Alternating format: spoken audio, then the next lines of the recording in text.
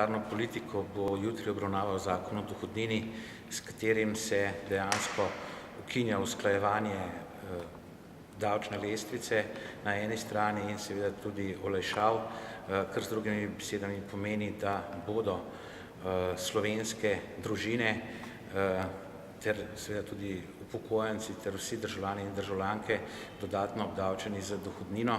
In sicer tisti, ki imajo minimalno plačo, bodo plačali 20 evrov več, tisti, ki imajo na primer 4-članska familija, družina, ki imajo povprečno plačo in imajo 2 otroka, bodo plačali letno 330 evrov več davka.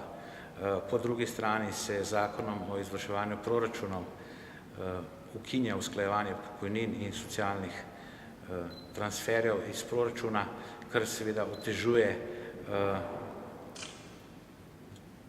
življenje marsikomu, predvsem tistim najrevnejšim. To seveda pomeni, da vlada Alenke Bratušek varčuje in jemlje tistim, ki imajo danes najmanj in so že na robu revščine. Pomeni tudi, da se s tem ruši socialna država in solidarnostni sistem. Če k temu dodamo še dvig DDV-ja, za katerega premierka pravi, da je najbolj prepričljiv in seveda tudi najbolj pravičen sistem dodatnega obdavčevanja, da se davčno breme najbolj porazdeli, kar seveda ni res.